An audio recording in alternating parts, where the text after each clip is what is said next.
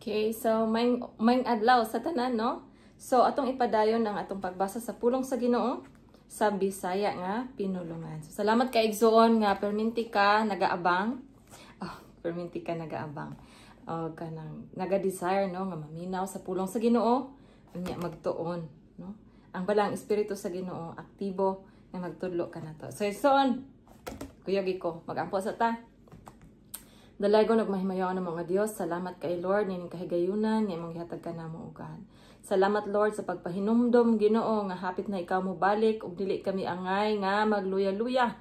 So tabangi mi Lord, tabangi mi Ginoo nga mag-focus diha kanimo ugad nga among hunahuna ug kasing-kasing Lord, ma-intune jud diha kanimo ugad. Ug Lord, salamat nining kahigayunan. Ug samtang kami magabasa sa imong pulong, Ginoo, ikaw among ginaimbitahan, ang imong Holy Spirit, Lord, among ginaimbitahan nga mamuhat gayud sa among matag usa kasing-kasing. Tabangi mi Ginoo nga mahimong madasigon nga mga lagad kanimo Lord hangtod sa imong pagbalik, O God.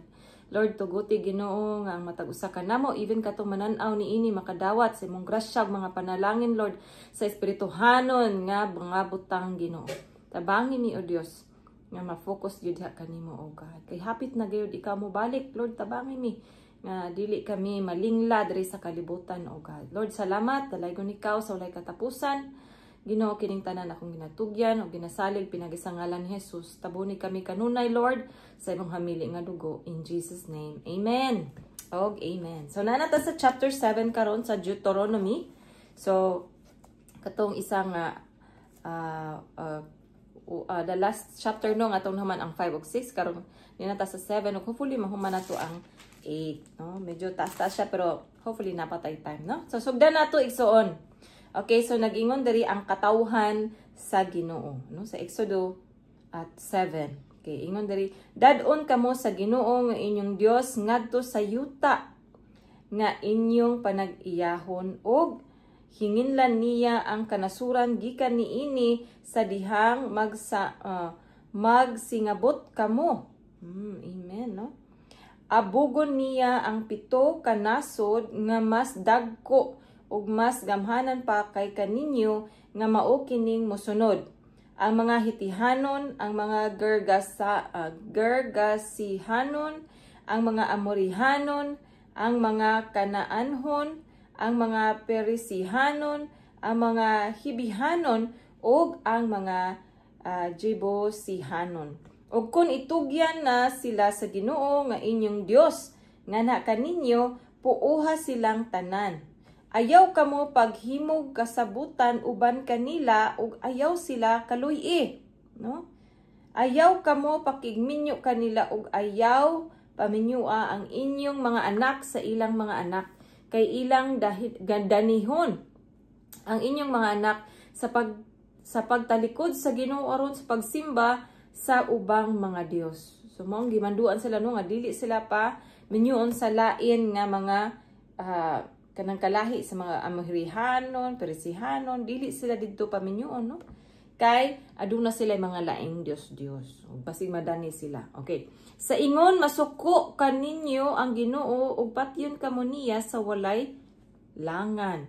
Verse 5, gubahin noon ninyo ang ilang mga halaran, dugmuka ang ilang mga sagradong haligi. Pamutla ang ilang mga tukod nga simbolo sa Dios nga si Asira ug sunuga ang ilang mga kinulit nga larawan. Kay kamo balaan nga katawhan ug iya kamo sa Ginoo nga inyong Dios. Sa tanang katawhan sa kalibutan kamo ang gipili sa Ginoo aron mahimong iyang kaugalingong katawhan. Amen. Gipili kamo sa Ginoo ug gimahal niya dili tungod kay mas daghan kamo kaysa ubang katawhan. Gani kamo may labing diutay. No? Apan gipili kamo niya kay iya man kamong gimahal ug nagtuman siya sa iyang gisaad sa inyong katigulangan. Hallelujah. Busa gikuha kamo niya pinaagi sa iyang gahom o giluwas kamo sa kaulipnan sa gahom sa hari sa Ehipto. Makasalig kamo nga ang Ginoo nga inyong Dios, Dios gayod. Kasaligan siya sa pagtuman sa kasabutan ug walay paglubad ang iyang gugma ni adtong dili maihap nga mga kaliwatan nga nahigugma kaniya ug nagtuman sa iyang mga sugo. Verse 10, apan dili siya magpanuko sa pagsilot ni adtong nagsalikway kaniya. Busa tumana gayud ang iyang mga balaod nga gihatag ko kaninyo karon. So si Moses nag-auhag yun no sa mga Israelita o sa mga bagong tubo nga Israelita nga mosunod og mo follow gyud no sa og mo tuman gyud sa balaod nga gihatag sa Dios ngadto kang Moses o gikan kang Moses ngadto sa mga Israelita. Okay, sa verse 12 na ta no, kun patalinghugan og tumanon ninyo kining mga balaod, tumanon usab sa Ginoo ang inyong Dios, ang kasabutan uban kaninyo og higugmaon kamo niya sa gugmang walay paglubad, sumala gayud sa iyang gisaad. Amen no? Sa inyong katigulangan. Verse 13, mahalon og panalanginan kamo niya og padaghanon. Panalanginan usab niya ang inyong mga anak ug ang inyong kaumahan. Ang inyong trigo, bino, lana ug kahayupan didto sa yuta nga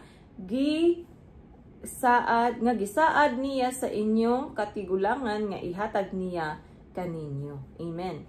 Panalanginan kamo niya labaw sa ubang katawhan. Wala unya ninyo'y dili manganak ingon man sa inyong kahayupan. Kuhaon sa Ginoo gikan kaninyo ang tanang sakit. Hallelujah. Og dili kamo niya pahiagumon og makalilisa nga katalagman nga inyong nahiaguman sa Ehipto. Ipahamtang hinuon niya kini sa tanang nalisag kaninyo. Hallelujah. Puuha ang tanang katawhan nga itugyan sa Ginoo kaninyo. Ayaw silag kaluy-a ug ayaw usab simbaha ang ilang mga Dios. Kung buhaton ninyo kini malitag kamo. So no gipahimangnuan gyud sila pag-ayo ni Moises. Nagiganahan ko sa verse 15. Kay ingon diri kuhaon sa Ginoo gikan kaninyo ang tanang sakit ug dili kamo niya pahiagumon og makalilisa nga katalagman nga inyong nahiaguman sa Ehipto. Ipahamtang hinuon niya kini sa tanang nalisag kaninyo. Wow, praise the Lord, no? Kung ato agyudeng kuanon ang Ginoo kanabang i-obey ba, no? Ang Ginoo jud mamuhat og pinasahi nga milagros tong kinabuhi, no? Walay mga sakit nga makaduol ka na to. Kay kuhaon man niya, no? Hallelujah. Okay, so verse 18, no? Atong ipadayon ng verse 18. Let's see. 17. Sorry. Okay. Kung moingon kamo mas gamhanan kay kanato kining mga nasura, busa unsaon man nato pag-abog kanila. Verse 18, ayaw kamo kalisang kanila kundili hinumdumi ang gibuhat sa Ginoo nga inyong Dios, no? Hinumdumi ang gihimo, di ba? Ang gihimo o gibuhat sa Ginoo nga inyong Dios. Ngadto sa hari sa Ehipto, di ba? Si Parao, to ma-remember, no? Nanulunod sila sa dagat sa dihang pag-open sa dagat. Di ba? Naka-remember mo ito nga story? Na pagkuhan sa Red Sea na open, unya. Nakalingkawas na ang mga Israelita, ning sunod man sila Parao og iyang mga army. So, pagbalik sa dagat, namatay sila tanan, di ba? Okay, padayon tayo, verse 19. Hinumdumi ang mga makalilisa nga mga sakit nga nakita ninyo, ang mga milagro ug mga kahibulungang buhat, ang dakong gahom nga gigamit sa Ginoo nga inyong Dios aron pagluwas kaninyo. Mausab kini ang buhaton sa Ginoo nga inyong Dios sa tanang katawhan nga inyong gikahadlukan. Padad-an pagayod sila sa Ginoo nga inyong Dios og mga tanga aron puuhon hangtod kadtong mahibilin og manago. Hangtod kadtong mahibilin og manago. Ayaw kamo kalisang kanila. Kay mag-uban kaninyo ang Ginoo nga inyong Dios. Dios siya nga gamhanan og makalilisang. Hallelujah, no? Kung baglisan, no? Ingon siya diri, ayaw kamo kalisang kanila. Katong mga kaaway, no? Ayaw kamo kalisang kanila kay mag-uban kaninyo ang Ginoo nga inyong Dios. Dios siya nga gamhanan og makalilisang. Hallelujah. Hallelujah, no?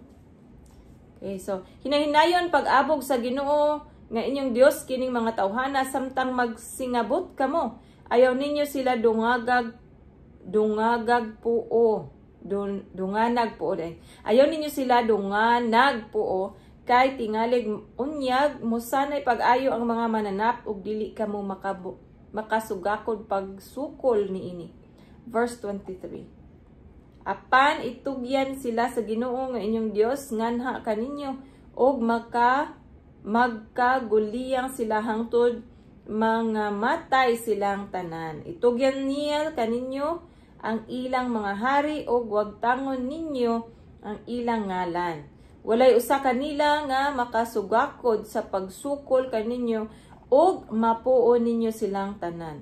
Sunugan ninyo ang mga kinulit nga larawan sa ilang mga Dios-Dios. Ayaw kaibgi o kuhaa ang ilang mga plata o bulawan aron dili kamo malitag. Gikasilagan kini pag-ayo sa Ginoo nga inyong Dios, no? Hallelujah, no? So wala gyud ipakuha bisag unsa nga gikan sa ilaha, mga kaaway, no? Verse 26. Og ayaw ninyo dad-a sa inyong balay ang butang nga gikasilagan sa Ginoo aron dili kamo laglagon niya. Likayi og kasilagi ninyo kining mga Dios kay tinunglo kini. Hallelujah. Hallelujah. Praise Jesus. Glory, glory to Jesus. Okay, so mao kadto ang chapter 7 mga igsoon, no? So murag napatay time nga to apang mahuman siguro ning ang chapter 8 kay gamay-gamay lang ang chapter 8. So tagaan na to higayon, no, nga atong humanon. So igsoon salamat kayo. So atong tumanon, no? Atong dungagan og usa pa ka chapter. Og kini nga chapter nagahisgot sa tabunok nga yuta nga panag-iyahon nila. Oh, praise God. Okay. Ingon sa verse 1, tumana ang mga sugo ko kaninyo karon aron mabuhi kamo. Mudaghan og makapanag-iya sa yuta nga gisaad sa Ginoo ngadto sa inyong katigulangan. Hinumdumi nga gigiyahan kamo sa Ginoo nga inyong Dios sa tibuok ninyong panaw sulod sa 40 ka tuig didto sa kamingawan. Gilisod-lisod kamo niya aron pagsulay kung tumanon bagayod ninyo ang iyang mga sugo. Gilisod-lisod kamo niya og gipasagdan nga kabsan og pagkaon unya gihatagan kamo niyag mana. Pagkaon nga wala pagayod ninyo matilawi og sa inyong katigulangan. Sukad masukad. Gibuhat niya kini aron pagtudlo kaninyo nga ang tao dili mabuhi sa pagkaon lamang, kundi sa matagpulong sa Ginoo. Amen. Hallelujah. Verse 4, sulod sa 40 ka tuig ninyong pagpanaw ang inyong bisti wala mga gisi, wala usab mga samad ang inyong tiil. Hibaluin ninyo nga ingon nga pantunon sa usa ka amahan ang iyang anak, pantunon usab kamo sa Ginoo nga inyong Dios. Busa tumana ang iyang mga sugo ug sunda ang iyang kabubuton ug kahadluki siya kay dadon kamo niya ngadto sa usa ka tabunok nga yuta nga daghag mga suba ug mga tubod nga nag-agas sa kawalugan ug kabungturan. Yuta nga daghag trigo, sibada, ubas, igos, granada, olibo ug dugos. Yuta kini diin dili kamo gutomon og walay makulang kaninyo. Hallelujah, no? Diin makakuha kamog puthaw gikan sa mga bato ug makaminag tumbaga sa kabukiran. Mangaon kamo og mga busog ug pasalamatan ninyo ang Ginoo nga inyong Dios tungod sa maayong yuta nga gihatag niya kaninyo. Hallelujah. Verse 11. Ayaw gayud ninyo kalimti ang Ginoo nga inyong Dios, tumana gayud ang tanan niyang mga sugo nga gihatag ko karon kaninyo. Kung makakaon na kamo og mga busog na, ug makahimo na kamog matahom nga mga balay ug magpuyo na niini. Kung ang inyong kahayupan ug mga plata ug bulawan ug ang tanan ninyong kabtangan mudaghan na, ayaw gayud kamo pagpagarbo. Hallelujah, no? Ayaw kalimti ang Ginoo nga inyong Dios nga maoy nagkuha kaninyo gikan sa Ehipto diin na ulipon kamo. Amen, no? Hallelujah. Kay usahay murag malimtan na nato, no? Murag na enjoy na kinabuhi. Pero ingon diri, ayaw gayod kamo pagpagarbo. No? Ayaw kalimti ang Ginoo nga inyong Dios nga maoy nagkuha kaninyo gikan sa Ehipto, no?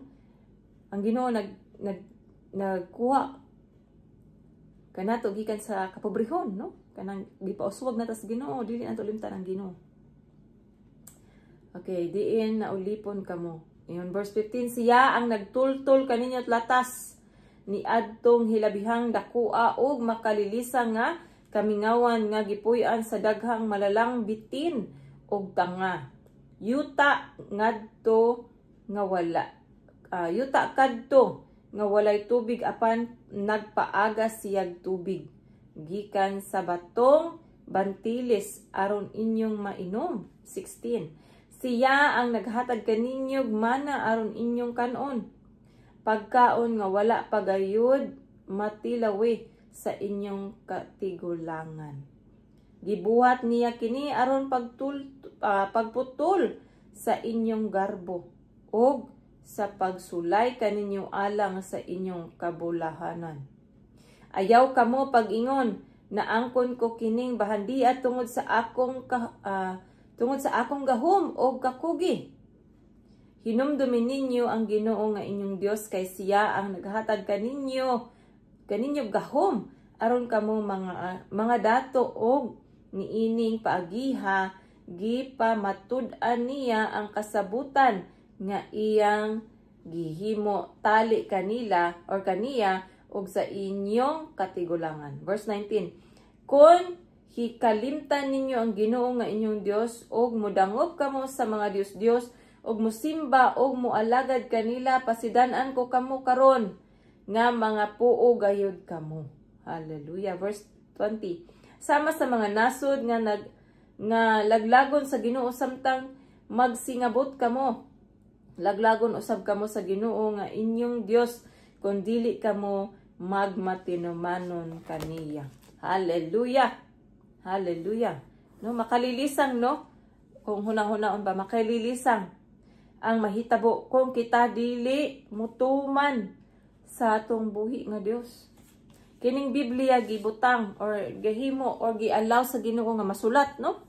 Kay para kita nga mga karon nga henerasyon makabalo kung unsa ang gusto sa Dios para kanato, no? Gusto sa Dios nga mutuman ta sa iyang mando nga naa sa Biblia, no? Dili bot pasabot nga gidawat ani mo si Jesucristo unya di na nung kamo basag Biblia, no? Hinoon kay gidawat ani mo si Kristo Jesus nga imong personal nga manluluwas, mubasag gyud ta og pulong sa Ginoo og mutuman kung unsay giingon sa pulong sa Dios, no? Dili ta magsupak-supak igsuon kay makalilisang ang mahitabo kung kita mo supak sa Dios, no? Makalilisang kay hapit na baya gayon mo abot ang Ginoo. Ug kung ikaw karon nga nagtan-aw wala pa nimo nadawat si Jesucristo nga imong Dios ug personal man nga manluluwas, ay awhagon ko ikaw. Awhagon ko ikaw ang Dios na higugma kanimo ug gusto sa Dios nga ikaw usab makabaton sa kaluwasan nga iyang gi-offer free, no? For free gi-offer sa Ginoo ang kaluwasan for free, no? Kay tungod kay ang grasya lamang sa Dios ang makaluwas kanato. Ingon si Jesus sa John 14:6. I am the way, Jesus said, I am the way, the truth, and the life, and I am the way, the truth, and the life. No one comes to the Father except through me. So si Jesus lang ang dalan o ang kamatuuran, no? Paingon sa langit. Wala ni lain pa. So igsuon karon pahinoklo bigay, no? Kaniingon man pud ang pulong sa Ginoo sa 1 John 1:9 nga kung mo confess ta, kung musugid ta sa atong mga sala diya sa Ginoo, ang Ginoo faithful nga mo forgive sa atuang mga kasalanan og siya mo pasaylo og maghinlo kanato gikan sa tong mga kalapasan. No, kay gihigugma ta pag-ayo sa Ginoo sa John 3:16 siguro nakadungog na kaana no nga verse ni ingon, for God so loved the world that he gave his only begotten son that whoever believes in him should not perish but have everlasting life. So igsoon awhagon ta gyud ikaw no nga sugdi nga makigrelasyon sa Ginoo. Mas importante ang atong relasyon sa Ginoo kaysa sa atong relihiyon, no?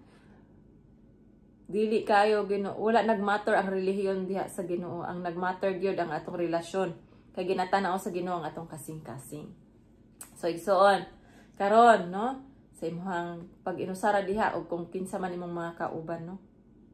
Pinuklogi ang pulong sa Ginoo nga nag-awhag kanato nga makigrelasyon ka kita ngadto kaniya, no?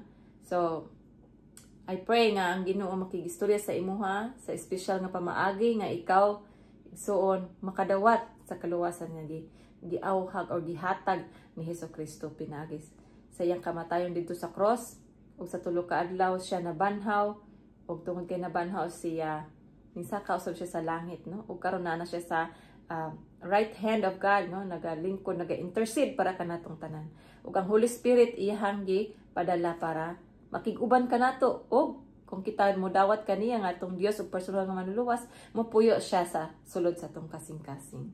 So igsoon, salamat kayo nga hangtod karon naa pa ka. Dalaygon ang atong buhi nga Dios and I hope nga mapanalanginan ka imong madawat ang panalangin uban imong tibok panimalay. Dalaygon og mahimayaon ang atong buhi nga Dios. I release blessings upon blessings in the mighty name of Jesus. So hangtod sa sunod higayon igsoon, kita na usab kita. Thank you.